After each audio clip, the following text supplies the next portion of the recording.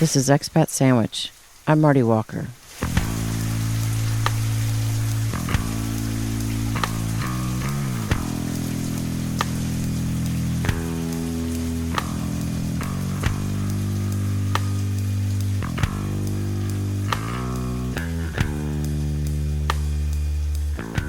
I've been thinking a lot about the past week's events. Hurricane Harvey just finished dumping 50 inches of rainfall on America's fourth largest city. It's home to 4.5 million people, and at the time of this recording, a third of the city is underwater. The Washington Post reported that this was a 500-year flood, the third 500-year flood in 3 years. This week I watched in disbelief as the endless stream of images unfolded in my social media feed. A nursing home filling up with water, its residents sitting waist deep in their wheelchairs waiting for help to arrive. Animals and livestock were up to their necks in water, and thousands of people on rooftops in the unending stream of calls to be rescued. And then the harsh reality sets in that only 20% in the affected areas are covered by flood insurance. And many of those losing everything they own are the same folks that lost it all exactly 12 years ago, when Katrina had forced them to move to Houston to start over. Such heaviness in our hearts, right? My God, it's just too much tragedy to bear. But then I was in awe as I watched video footage of hundreds of boat owners from Louisiana and Texas and other parts of the country drop everything and drive their boats to Houston to help with the rescue efforts. At the same time, I wondered how our current and climate change-denying president would handle his first natural disaster, the costliest in U.S. history. 2 days into the hurricane, another tweet went out insisting that Mexico would pay for the wall. That night, Mexico issued a formal statement that they would not pay for the wall, as they have said all along. Instead, they announced their solidarity with the American people, sending hundreds of troops and tons of supplies, helping their neighbor as they have done with past hurricanes Katrina and Sandy. Back where I live, in Dallas, shelters were being set up and tons of volunteers jumped into action to help. And a couple days later, panic created a gas shortage in Dallas due to fear over Houston's refinery operations being shut down. It brought out the worst in people. The lines at the pump were long. Many were filling up trash cans with gas in the back of their pickup trucks. People were honking their horns and screaming at each other. And this roller coaster ride seems to get faster and faster. Our news cycle is frenetic. All year, it has felt like a hurricane has stalled over the psyche of Americans. Relentless and destructive. And some days it can feel downright hopeless and helpless. I tend to forget in the midst of all this insanity, this is our river of humanity. Every generation faces incredible challenges and yet miraculously manages to continue. When I was young, in the midst of Vietnam and Kent State, my biggest concern at that time was whether David Cassidy's fan club had given him my letter. I had a 6-foot poster of a close-up of David Cassidy's face that occupied one entire wall in my bedroom. I was mildly obsessed. I think I love you. All I remember about the Vietnam War was that it was on the news every night for what seemed like an eternity. I discovered my emotional limits when a special report news flash about the war again would interrupt the latest episode of The Partridge Family. Because of the following CBS News special report, the program normally seen at this time will not be presented today. It would launch me onto the living room floor, enraged, kicking and screaming. But it would pass, and the letter from David Cassidy would arrive. I'd open it up to find a glossy photo signed, "All of my best, David." And just like that, all would be well in the world. This week, my friend Deborah posted a quote on Facebook that ended with this line, quote, Because for all of this madness, there are tons of people doing wonderful things in the world. End quote. And just like that, just knowing all of the goodness that is out there, seeing with my own eyes heroic and selfless efforts by all walks of people, I felt my heart lift and clamp on to that. For the first time, it made me feel like we're gonna be okay. But what do you do when you want to help? When you want to change the world? How do you plug in? And how does one person have any impact? Well, this guy might be onto something. My name is Judson Moore, and I'm living in Dusseldorf, Germany. When people ask me now, where are you from? I say Louisiana, because it was really in Louisiana that I had those formative years. And it was in Louisiana that I had the opportunities which really led to my being launched as a young adult. And it was in one of these particular camps that I learned about the Rotary Youth Exchange program.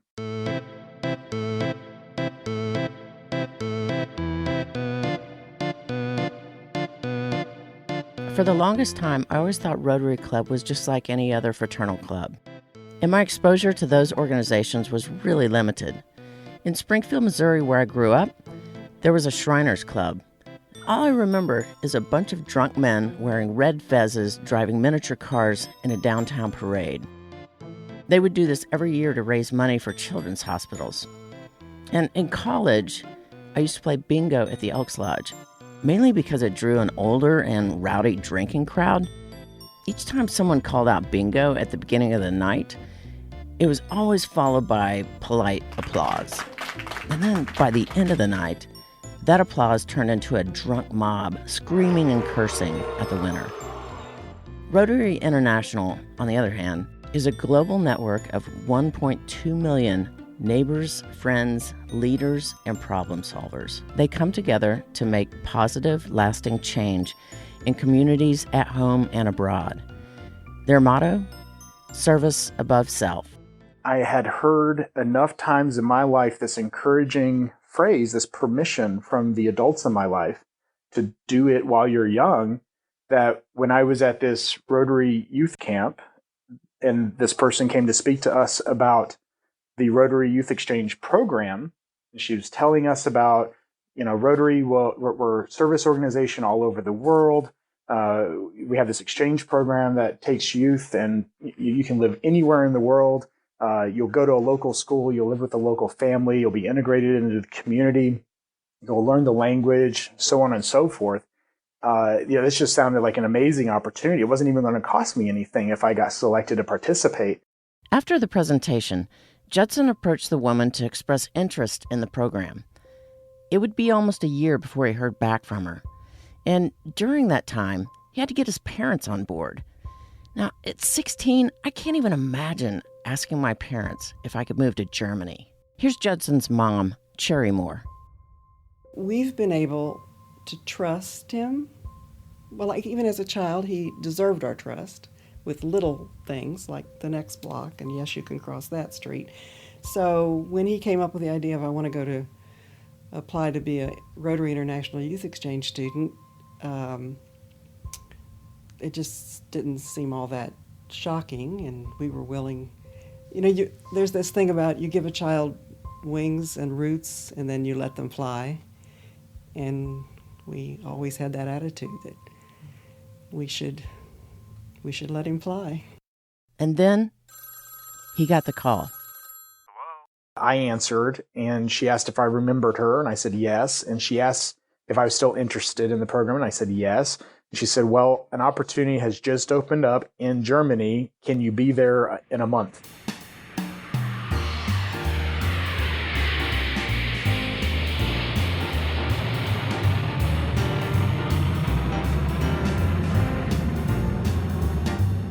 I asked Judson about some of his first impressions after arriving in Germany. There were a few things that stuck out.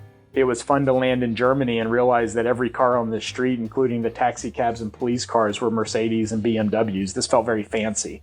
In fact, this was a really interesting thing. I got in the families, they had a very nice new Mercedes station wagon, and I was like, oh, great. I've got a wealthy family. I lucked out. And you get in the car and it's like, oh, it's cloth seats, manual transmission, and roll-up manual windows. Wait, what? How is this a Mercedes? The drinking age for beer? 16. All of my German peers, they didn't really care.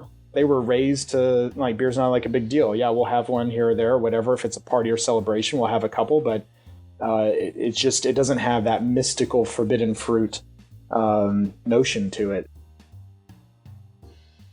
One of the things that Rotary has figured out in their many decades of operating exchange programs is that there's more success and maybe sanity for everyone involved when the student and the exchange and the host families switch throughout the year. So you're not necessarily staying with one family the entire period of time. When I got to this first host family, it was a mother, a father, and 3 daughters. And the host mother in particular was just so excited to have a son. And so I was very fortunate that I made a lot of friends very quickly in the school, and the Rotary clubs had lots of programs that we got to participate in with them. And there was always an invitation to do something. And I felt like I did my part to always ask my parents, I've gotten this invitation, can I go? And they always said yes. And what I was not seeing while I was always away is that, in particularly my host mother, she was actually really sad that I was leaving, and at the time that we'd had together, we didn't really spend together. And this was for her a really big goal that she, and I think for the family, I think she was the one that really expressed it the most. But I think part of it was also the opportunity for her to expose her family to this other culture and, this other person, and for us to all share in that together as a family. And that just didn't really turn out to be what happened. Part of the whole point of an exchange program is to also get to know the family lives of the culture in which you're embedded. What I really should have done at some point is put a little bit of a throttle on myself to also experience that home life, because I didn't spend very much time at home with the family doing the family things. As part of the exchange program, Judson went on to spend the remainder of his year in Germany with another family. What's weird is Judson's mom had told me that he failed his high school German class back in Louisiana. So how was he getting around, not even knowing the language? We did have us exchange students in the area had a private teacher that we went to do a class with a couple days a week after school.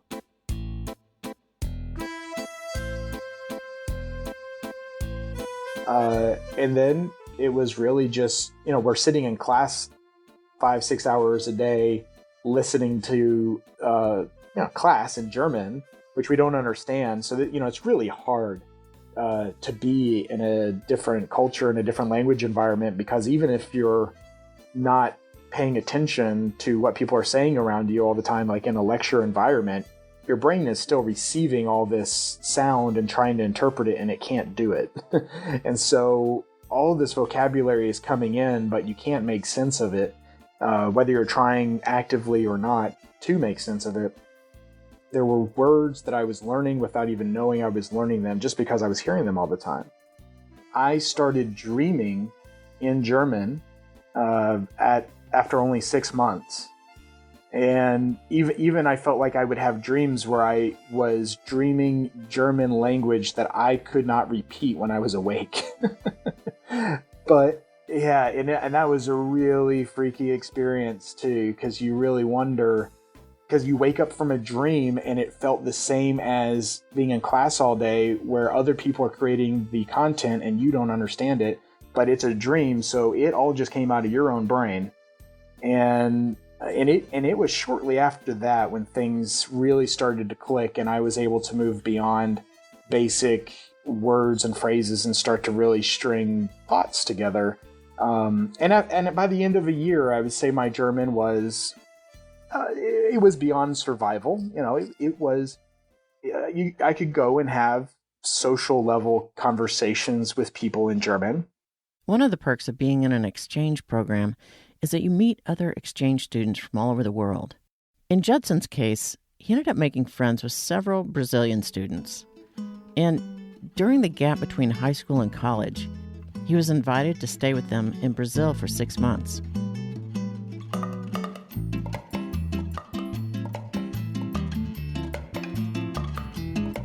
The most important thing that happened in Brazil was that I got exposed for the first time to real poverty and communities of real need. This is what opened my eyes then to the greater need in the world. And I was learning about those things while also participating and trying to make a positive impact in those communities. When he came home, I know that was my son's body, but I think he got a brain transplant. And the way I know that is the first time we went shopping, he went straight to the clearance rack. I said, "Who is this child?" And then he said, "Mom, you know those thrift stores you used to always tell me about, where are they?" And then he told me stories about being in a car and going down the road where the mountain was right out. He could have reached out and touched it. And there were people living on the side of the mountain in hovels. And I think that changed him more than anything in all of his travels. Because he, no matter how much you tell a kid that they're wealthy by the world standards, they don't get it, usually, until they experience it and see it. These experiences together led me very quickly to understand that my passion was to work in some capacity that improved people's lives and that I wanted to do that at the international level. Fast forward through a political science degree in college. It was my senior year in a class literally called Foreign Policy when I had my epiphany moment to say, oh, I don't know if this is for me or not. The thing about when you're studying political science, you're only talking about the politics. It's really the history of political decision making. And you're not talking much about how these decisions impact other people or cultures or whatever. It's just the political side of that conversation. And so I started learning about the United States Foreign Service as a career.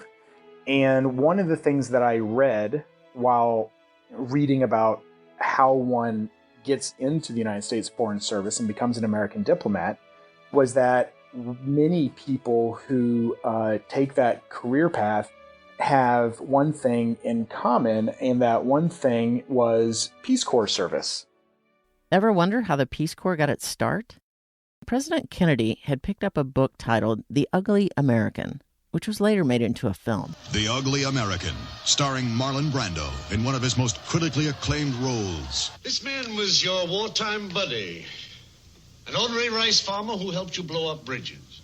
A new American ambassador is coming tomorrow. His task, protect a third world country. We don't need your gratitude. From communism. Your democracy's a fraud. And terrorism.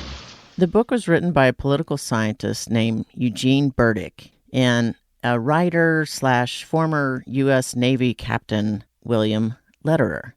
The book was a critique of how Americans behaved abroad, and it wasn't aimed at tourists and backpackers. It was directed at American diplomats for various governmental agencies.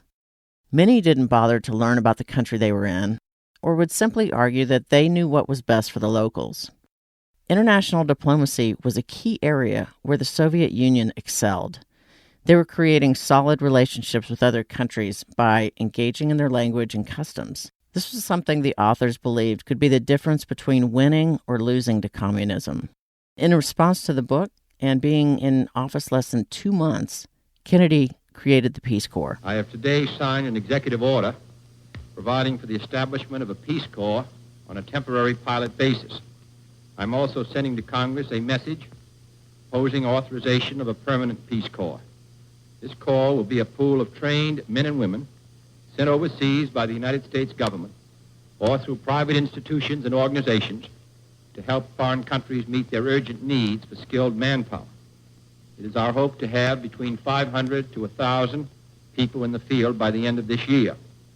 We will send Americans abroad who are qualified to do a job.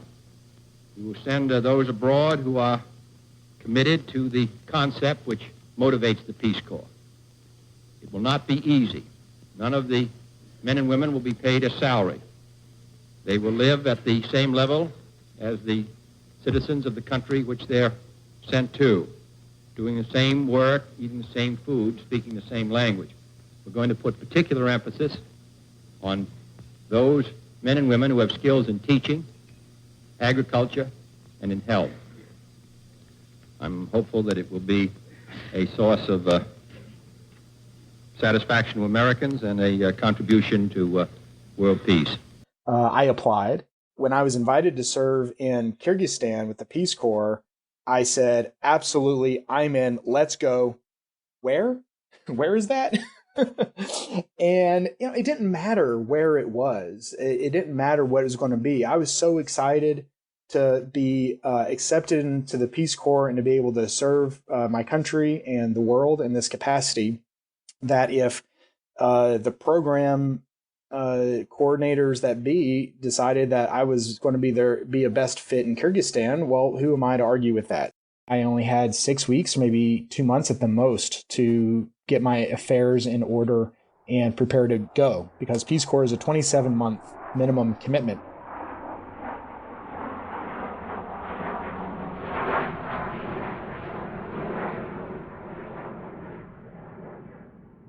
When I was coming into the country, we're flying in at 3 o'clock in the morning. The plane is getting lower and lower, and I'm looking out at a window seat. And I'm looking out the window, and there's these little orange dots dotting the countryside, and they look like they're probably porch lights or something. And as you get lower, you start to realize those aren't porch lights, those are bonfires. And then I thought, oh my goodness, I'm really going to live in a yurt for the next 2 years. And which wasn't something I had really considered up to that moment. And we landed,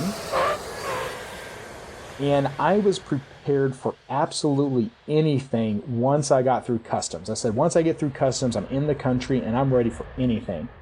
And as I'm getting off the plane, you know how the captain will stand at the front of the airplane. I get to that point and turn the corner to come off, and there are immediately 2 military officers that are wearing uniforms straight out of the Soviet era with these huge, wide-brimmed hats, something that I'd only ever seen in movies about a time before. And all of a sudden, I was like, oh boy, okay, we're in it now. Oh, I thought I had 10 more minutes, but we're in it now. After a 27-hour flight and 3 o'clock in the morning and not knowing what I'm getting into, that was the first shock. The first 3 months are spent in training. You live with a host family. You're learning the language. You're learning culture skills, and you're learning some relevant job skills for whatever type of job you're going to perform before you go out to your site. And most sites are in far-flung, remote, less populated areas. But the training period is closer to the big city because you need to be closer to the Peace Corps office where all the trainers and everybody are. Kyrgyzstan became an independent nation when the Soviet Union collapsed. And it's just breathtakingly beautiful. The Europeans who go to Kyrgyzstan describe it as the Central Asian Switzerland.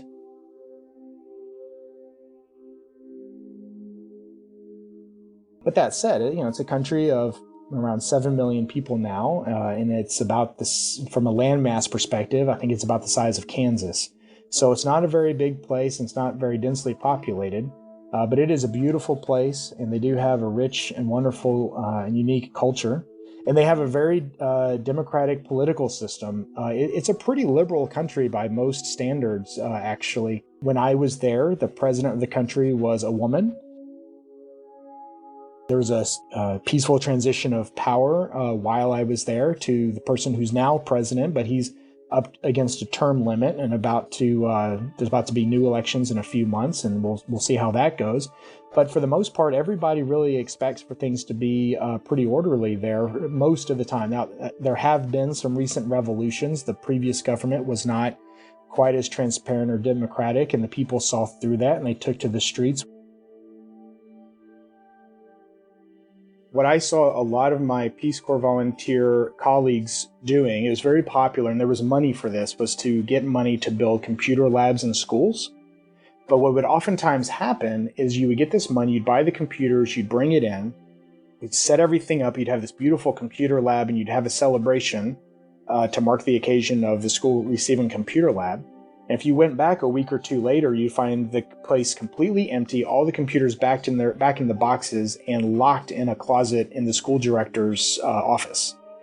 And the reason for this was that what was not, it's not corruption or stealing the computers from the students. It was a respect for these very valuable and very expensive computers that have just been gifted to the school. And what people understood is that computers, if you use them, they break. And we don't want these computers to break. And so the solution is we're going to not use them. And we're talking about places they don't always have steady electricity. So you get these power surges that can hurt computers, right? Sensitive electronics. They don't have very good internet connection. People share files amongst each other with USB sticks and other types of kind of mobile transferring of files. And there's a lot of viruses out there. And so a lot of viruses will get on these beautiful brand new school computers, and the computers will stop working and they just break, and they don't have the ability to download the latest virus protection software from the internet. And so they just become completely unusable. Originally, Judson was tasked with building radio stations in rural areas that would also serve as journalism centers. But Kyrgyzstan is a mountainous country, and this is a problem when you need radio waves to travel across distances. So after building a couple of these radio stations and also knowing the problems they were having with the computer labs, Judson proposed a completely different platform.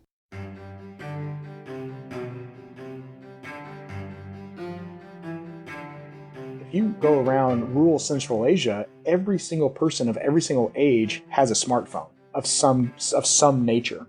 And then they've all got WhatsApp, and they're all chatting with their family and their colleagues and their friends via WhatsApp and other chatting devices.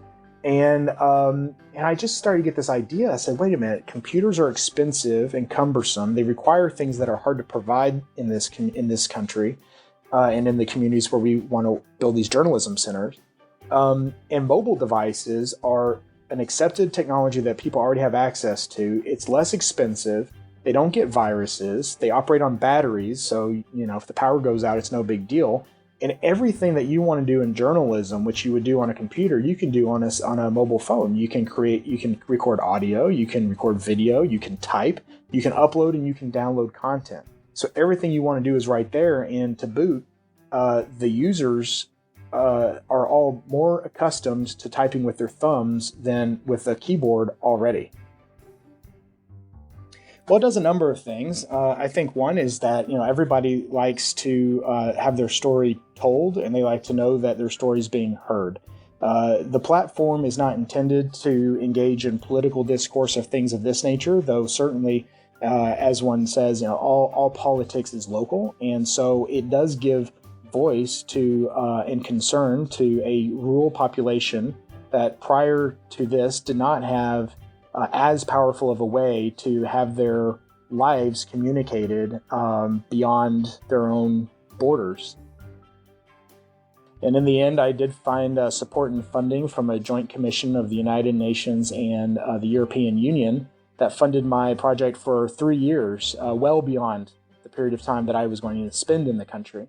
And I found a local partner, a journalism school called CLOP, and they took over the kind of the technical side. But I moved to the capital city for my second year in the Peace Corps, and we implemented this project together.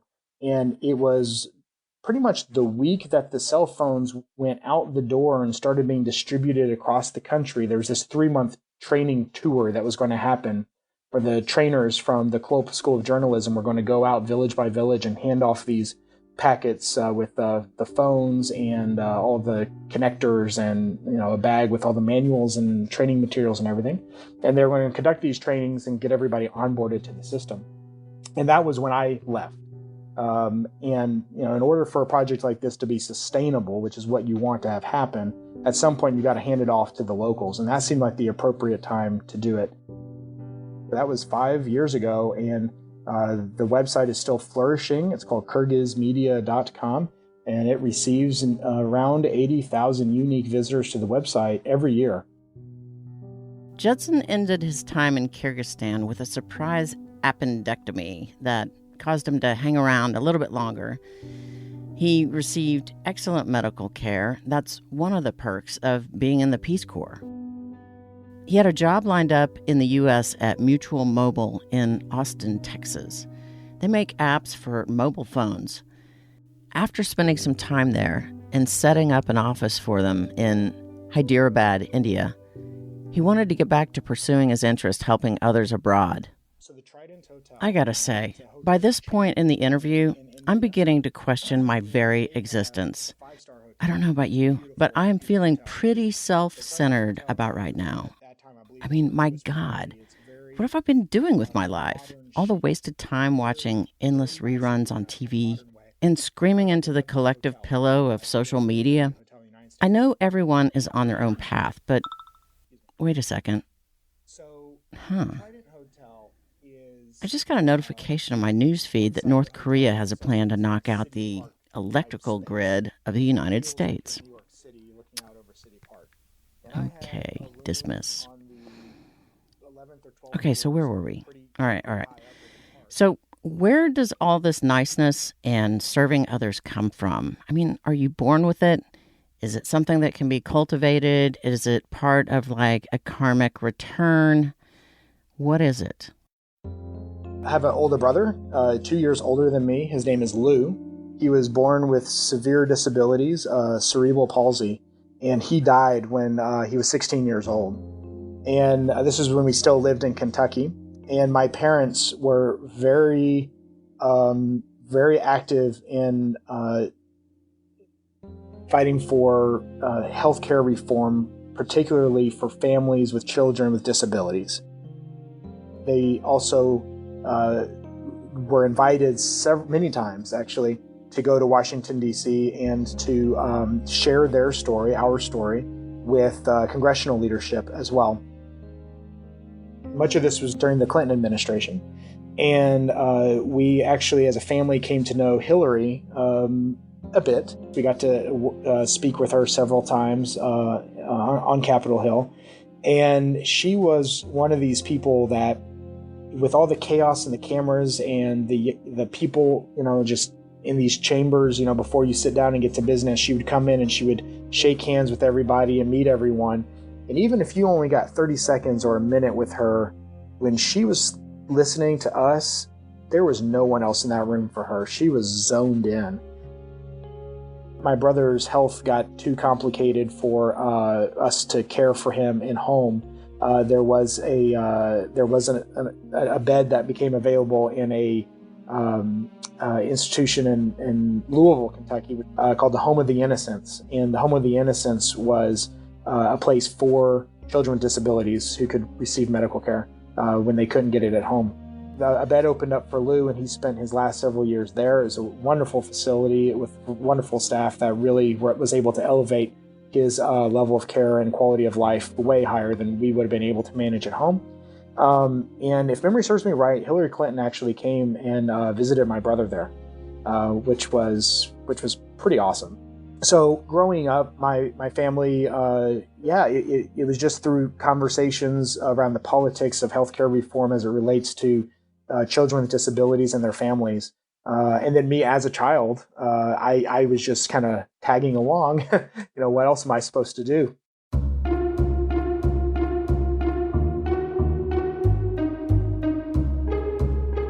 One of my most precious memories, and kind of when I knew he would be okay, was that he would toddle over and get between me and his brother's wheelchair and put his hands up on the handles of the wheelchair and look up at me and say, "My job." And we always kept a hand towel on the back of his wheelchair. And we also kept hand towels, of course, in the kitchen. Well, one day Judson was just able to toddle. We were in this house, and suddenly he starts walking away from me toward the kitchen, and he went over and got the hand towel that was on the refrigerator door and came back and wiped his brother's mouth.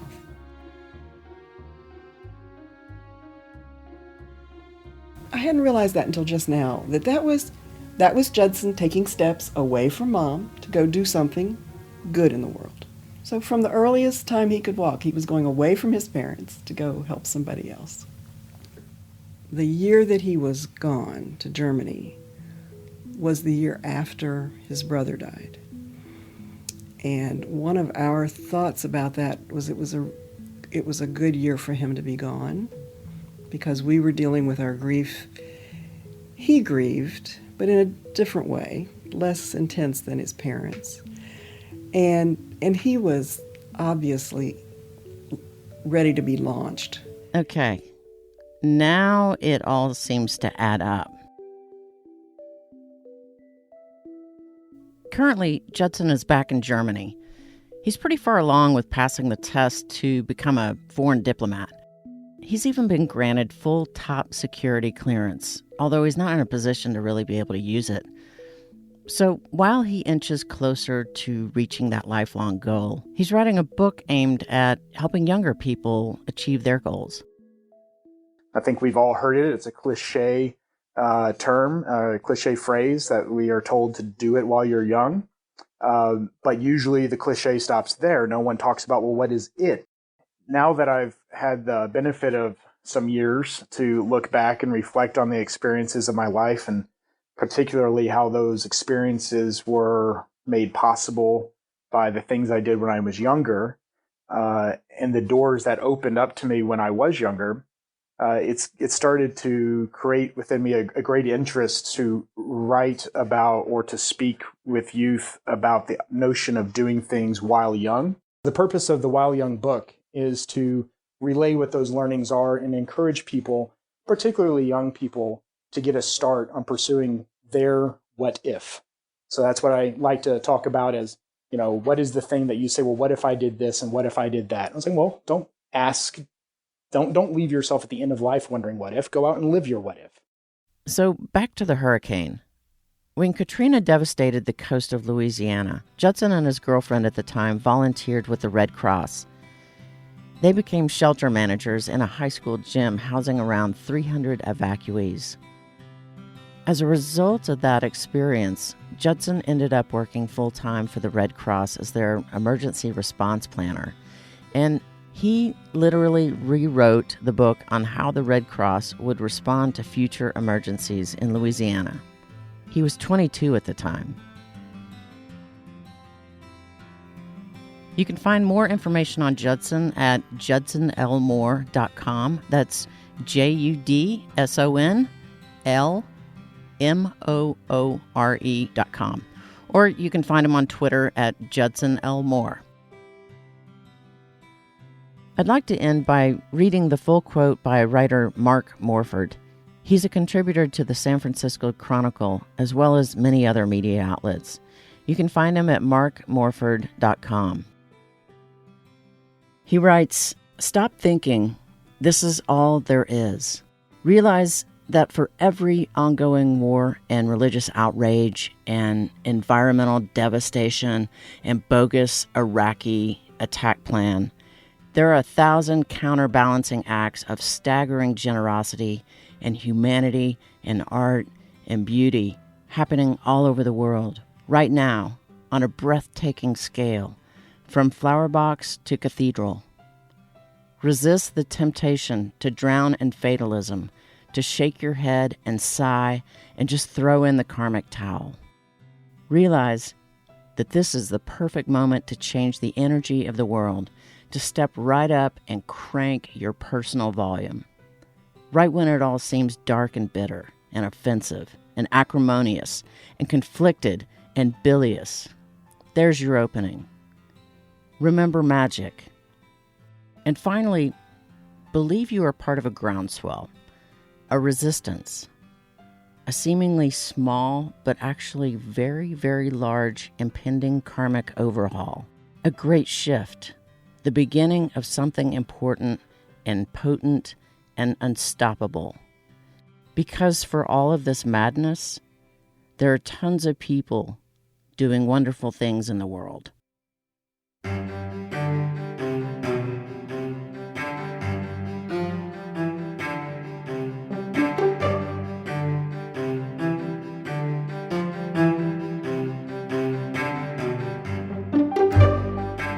That's going to wrap it up for us.